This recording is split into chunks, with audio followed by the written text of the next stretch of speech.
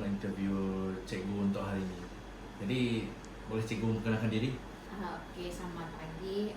Saya adalah Cikgu Loretta. Saya telah berkhidmat lebih 20 tahun sebab saya mula berkhidmat pada tahun 2002, bulan 10. Jadi kalau dikira sudah 24 tahun. Masa yang sangat lama cikgu. Macam itulah. Jadi pada hari ini kami ingin menemu ramah cikgu mengenai 3 isu yang mengenai pembangunan kurikulum di Malaysia, iaitu integrasi teknologi dan pembelajaran digital, kecerdasan buatan AI dalam pendidikan, serta pendidikan moral dan nilai. Temu ramah ini bertujuan untuk mendapatkan pandangan cikgu tentang isu-isu tersebut, kesannya terhadap pembangunan kurikulum serta cadangan penambahbaikan bagi sistem pendidikan Malaysia. Isu yang pertama ini adalah integrasi teknologi dan pembelajaran digital. Baik, soalan pertama daripada saya untuk cikgu. Jadi pada pendapat cikgu, adakah kemudahan teknologi yang tersedia di sekolah mencukupi untuk melaksanakan pembelajaran digital secara berkesan? Kalau kita lihat secara umumnya memang belum mencukupi. Okey, untuk kebanyakan sekolah, terutamanya sekolah yang berada di luar bandar. Contohnya kita masih kekurangan peranti digital, talian internet dan perkakasan bilik darjah juga sudah agak usang. Jadi ini banyak mendatangkan kesan kepada pencapaian daripada standard kurikulum pelajaran, subjek yang kebanyakannya digubah untuk berasaskan komputer lah. Kadang-kadang memang ada subjek yang untuk belajar tentang komputer. Jadi kekurangan benda ini banyak mengganggu untuk kita mencapai objektif pembelajaran. Okey, terima kasih cikgu. Jadi kita akan beralih pada soalan yang kedua. Jadi, bagaimanakah jurang digital antara pelajar bandar dan luar bandar mempengaruhi pelaksanaan kurikulum? Isunya di sini kita lihat ketidakseimbangan akses kepada peranti pintar, kestabilan internet dan literasi digital keluarga antara lokaliti bandar dan luar bandar. Ini memang nampak jurang antara pelajar bandar dengan luar bandar lah. Jadi kesan pelaksanaan menjadi tidak sekata, yang mana ini boleh kita lihat semasa PKP. Okey, semasa PKP kita telah mengadakan pembelajaran dari rumah, PDPR kita katakan. Masa itu penduduk bandar memang mereka dapat mencapai objektif sebab line internet mereka sangat lancar. Tetapi susah bagi pelajar luar bandar. Mereka tidak mempunyai capaian internet yang cukup, kadang tidak ada internet langsung. Di sini kita lihat objektif pencapaian berasaskan sekolah memang terdapat jurang lah, yang mana pelajar luar bandar akan disediakan menggunakan audio, jadi cikgu terpaksa perlahan mengajar mengikut rentak mereka. Jadi kita akan pencapaian objektif antara bandar dengan luar bandar terhadap sukatan pelajaran akan berbeza juga. Okey, soalan yang sangat baik cikgu. Jadi kita akan beralih kepada soalan yang ketiga. Jadi soalan saya adalah, apakah perubahan yang perlu dilakukan terhadap kurikulum bagi memastikan pelajar memperoleh kemahiran digital yang relevan dengan keperluan masa hadapan? Okey, kalau kita lihat, kita pernah mempunyai kandungan kurikulum yang fokus kepada literasi komputer. Dulu di sekolah, sebab saya memang mengajar sekolah menengah dari tingkatan 1, memang ada subjek literasi komputer. Pada masa itu kita mengajar pelajar berasaskan macam mana menggunakan komputer. Okey, pada sekarang sudah diperkenalkan subjek yang lebih kepada macam mana komputer itu bekerja. Kalau dulu macam mana kita menggunakan komputer, iaitu macam mana nak menggunakan Microsoft Word, PowerPoint, Excel. Tetapi sekarang ada subjek yang lebih kita boleh belajar macam mana komputer bekerja, seperti subjek asasan komputer, sains komputer, RBT juga.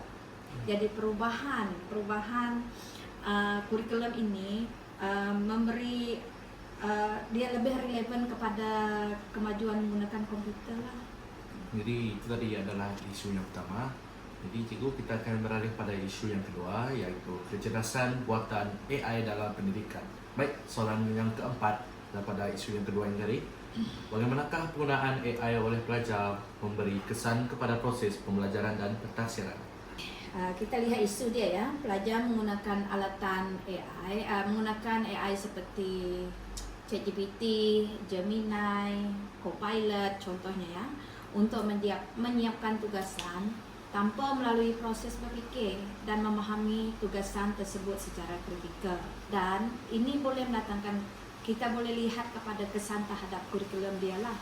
Jadi format pentafsiran berasaskan sekolah atau PBD yang berbentuk penulisan, esei atau kerja projek hilang kesahannya, validity dia ya. Apabila mereka hanya mencari maklumat menggunakan AI tanpa berfikir, mereka boleh ambil bulat-bulat benda tu tanpa mereka memahami apakah tugasan mereka.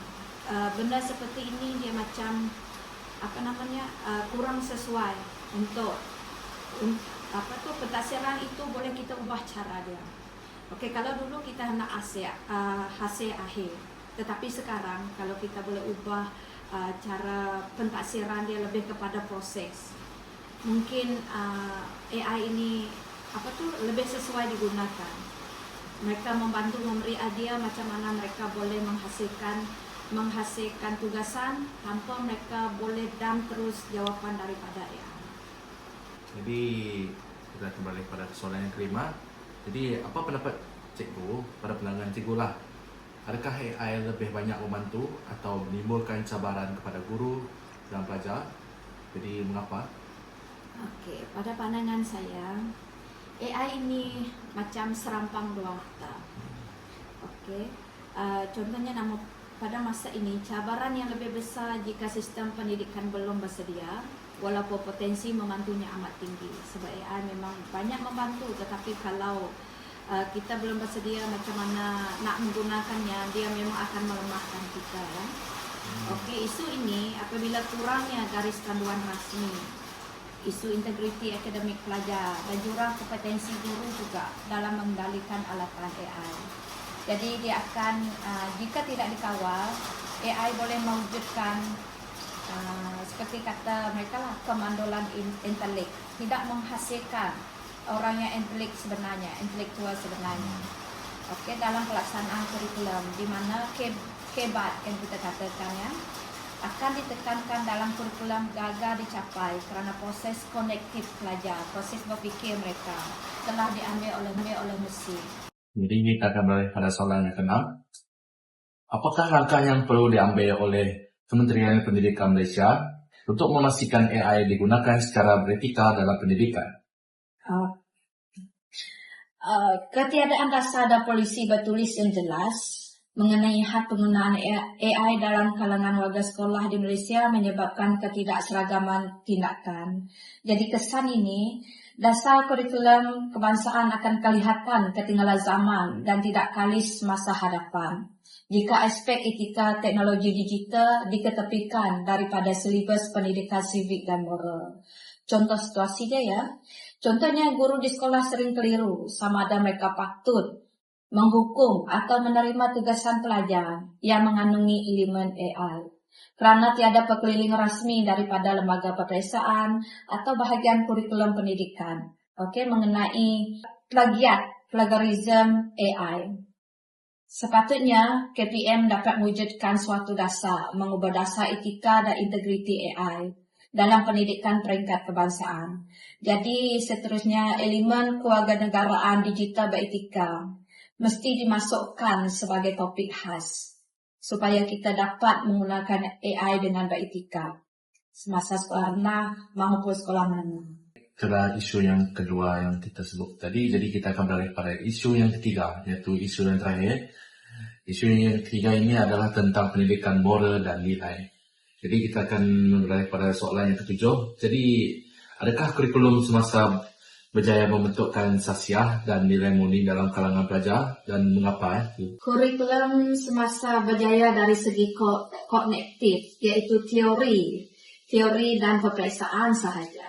Ini sebab kerana kita lebih menekankan pencapaian dari segi grade. Jadi pelajar akan hanya menghafal tanpa mengamalkan. Oke, jadi dia kurang berkesan dari sudut penghayatan amalan sebenarnya lah. Jadi di sini sebab dia terlalu bertumpukan peperiksaan, jadi mereka akan jadi kamu lihat pelajar yang cemerlang itu tidak semestinya mempunyai nilai moral yang tinggi. So itu kita lihat walaupun dia cemerlang, dia masih akan dia akan masih membuat tingkah laku yang tidak bermoral. Contohnya membuli secara cyber kurang sopan santun jadi dia tidak seiring lah. Kita akan beralih pada soalan yang ke-8. Apakah cabaran utama yang dihadapi oleh guru dalam menerapkan nilai moral kepada pelajar pada era media sosial dan teknologi digital? Oke, isu utama dia ialah pengaruh luaran seperti penceramah digital, influencer, trend viral yang toksik di media sosial lebih mendominasi pemikiran pelajar berbanding nasihat guru di sekolah. Jadi kewujudan hidden kurikulum ini yang negatif daripada internet, media massa boleh menyongsongkan nilai murni yang diajar di sekolah. Guru menghadapi kesukaran mempertahankan nilai murni tradisional yang biasa kita pegang turun-temurun, seperti hormat menghormati, kesopanan.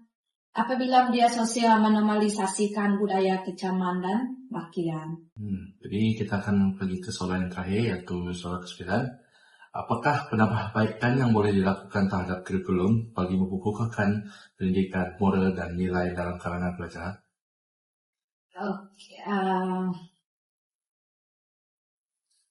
Kalau kita lihat sekarang macam pengajaran secara berfokus kepada guru, dia kurang menarik minat generasi Z sekarang. Mereka cepat boring kalau cikgu itu cuma berpusatkan chalk and talk sahaja. Jadi untuk ini kita kalau boleh kita boleh cadangkan merubah rangka kandungan yang perlu lebih bersifat interaktif, lebih bersifat fleksibel, menggunakan medium yang lebih moden, capaian internet contohnya, dan yang dekat dengan jiwa pelajar seperti gamifikasi, game, lebih berbentuk game. Jadi pelajaran itu lebih seronok. Jadi kita akan pergi ke bahagian yang paling terakhir, yaitu penutup. Jadi daripada ketiga soalan tadi, yaitu isu maksud saya, yang manakah paling mempengaruhi pembangunan kurikulum Malaysia pada masa ini? Mengapa? Yaitu isu pertama adalah integrasi teknologi dan pembelajaran digital. Isu kedua, kecerdasan buatan AI dalam pendidikan. Dan isu yang ketiga, pendidikan moral dan nilai. Ketiga-tiga itu memang mempengaruhi, tetapi yang paling dan boleh kita lihat kepada jangka yang jauh, dia lebih kepada isu yang kedua, kecerdasan buatan AI dalam pendidikan. AI bukan sekadar satu alat dan ia bukan sekadar terkesan oleh persekitaran seperti isu moral. AI adalah pencetus anyakan paradigma yang mengubah cara pengetahuan dicipta, disebarkan dan dinilai secara fundamental. Jadi kehadiran AI boleh memaksa KPM mempersoalkan semula matlamat asas kurikulum.